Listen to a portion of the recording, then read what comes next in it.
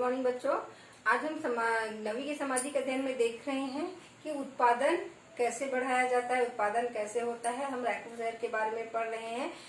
तो रायपुर शहर में जो उसके जुड़े हुए गांव है, वहां से लोग जो है अपने रोजगार के तलाश में जाते हैं। वहां पर रायपुर में एक चौड़ी बना हुआ है, जो वहां पर सब श्रमिक जो है जिसको काम की तलाश है वो जाकर वहां इकट्ठा रहते हैं और जगह का शहर वालों को भी पता रहता है और जो कर्मचारी जा रहे हैं, श्रमिक गए हैं, वो वहां पर बैठे रहते हैं। शहर वालों को काम वाले की जरूरत जब होती है तो वहीं पर जाते हैं और कहीं पर ढूंढने नहीं जाते, वहां जाते हैं और वहां पर अपने हिसाब से जितना मजदूरी देना है उसके हिसाब से वहां से मजदूरों को फिर ले जाकर काम करते हैं। रोजी मजदूरी करते हैं, रोज की मजदूरी है और काम की तलाश में जाते हैं वहां पर और वहां पर अपना बोली के हिसाब से जैसा काम जैसे उसको ले जाने वहां जाते हैं। काम मिलता है तो ठीक है, नहीं तो वैसे ही वापिस आते हैं। वो आसपास के गाँव वाले रोजगार की तलाश में वहां पर जाते हैं।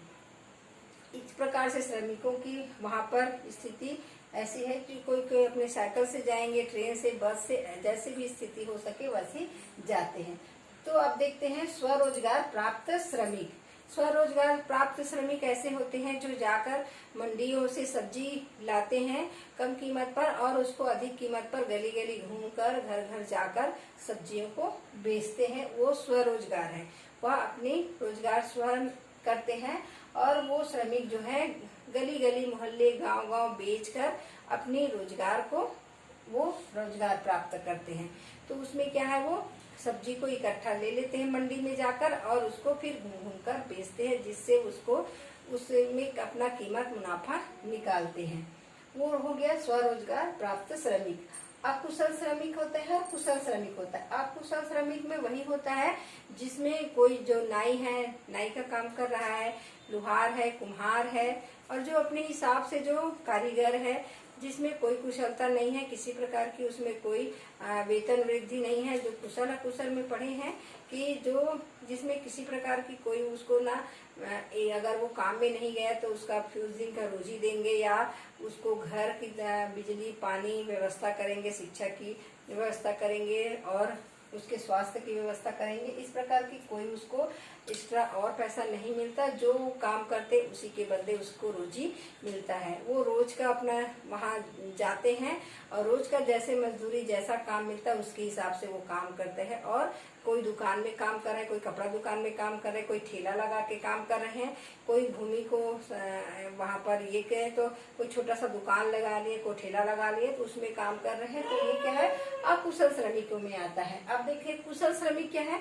कुशल श्रमिक जो प्रशिक्षित होते हैं, विशेष प्रकार से शिक्षा अध्ययन करते, ITI करके, पॉली करके, इंजीनियरिंग करके जो जाते हैं, उनका काम होता है डॉक्टर है, इंजीनियर है, वकील है और तो कोई कंपनी में चार्टर अकाउंटेंट है, जो यहाँ प्रशिक्षित होकर जाते हैं, सीखा हुआ रहता है, कंप्यूटर का ज्ञान रहता है, ITI में सीखा रहता है, फिटर का काम करते हैं, इंजीनियरिंग का काम करते हैं। ऐसे कर्मचारी को कुशल श्रमिक कहते हैं। और वो काम अगर कर रहे हैं, कोई फैक्ट्री में काम कर रहे हैं तो उसके बदले उसको पेमेंट दिया जाता है और किसी दिन उसको नियमित छुट्टी दिया जाता है, छुट्टी का वेतन नहीं करता है उसको और विशेष स्वास्थ्य सुविधा देते हैं और पेंशन की व्यवस्था होती है और बच्चों के स्कूल की व्यवस्था होती है, बिजली पानी की व्यवस्था होती है, घर रहने के लिए मकान दिया जाता है, सारी सुख सुविधाएं उसको मिलता है।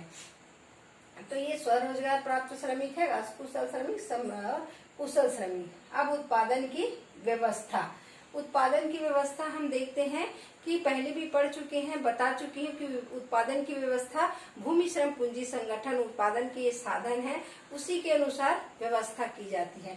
तो पहले उत्पादन के लिए भूमि देखेंगे, भूमि का आपको अपना खरीदेंगे कि किराया से लेंगे तो उसका हमको हमेशा किराया देना पड़ता है, उसका लगान देना पड़ता है। और उसके बाद श्रमिक लेंगे, श्रमिक है तो कुशल श्रमिक है कि अकुशल श्रमिक है तो उसको हमको उसका वेतन मजदूरी देना पड़ेगा, उसकी व्यवस्था करेंगे। फिर कच्चे माल की व्यवस्था करेंगे, पूंजी की व्यवस्था करेंगे, फिर कच्चे माल की व्यवस्था करेंगे। तो ये रहा उत्पादन की व्यवस्था।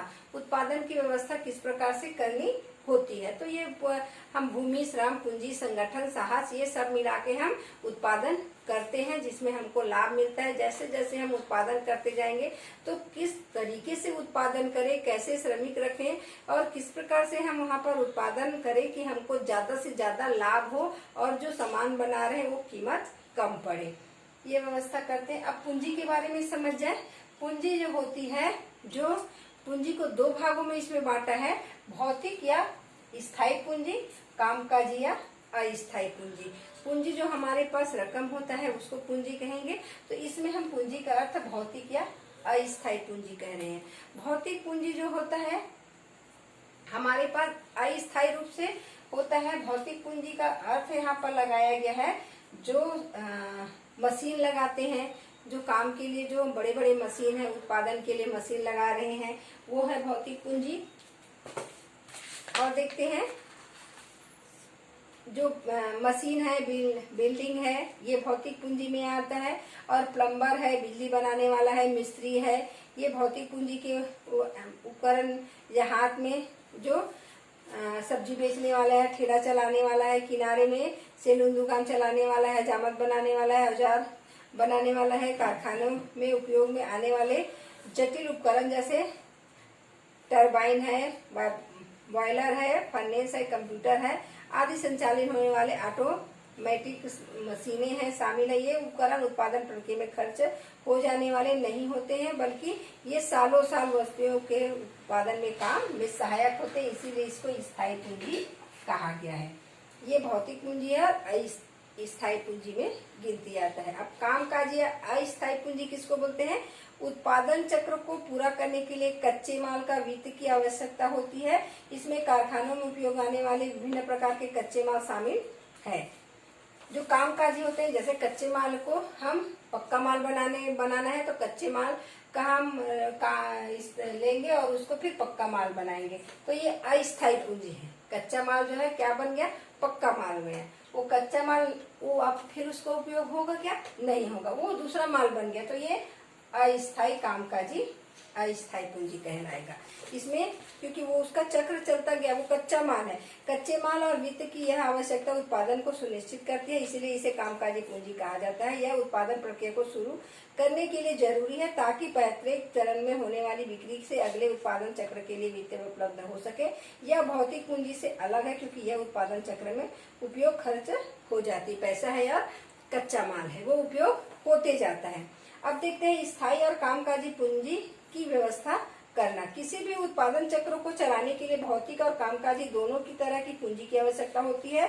लोगों की भी जरूरत पड़ती है। स्थायी पूंजी मशीन है तो मशीन तो लगाना पड़ेगा, और वो स्थायी है क्योंकि मशीन को हर साल नहीं खरीदते, उसको स्थायी बहुत साल तक चलाना पड़ता है। स्थायी पूंजी जो हमको कच्चा माल है उसको हर समय लेना पड़ता है, एक खत्म होता है तो और दूसरा पूंजी को भी हमको लगाना ही पड़ता है। तो ये अस्थायी पूंजी है, पैसा है और कच्चा माल है। और भौतिक पूंजी में तो हम पढ़ ही चुके हैं। तो ये दोनों को कैसी व्यवस्था करनी है?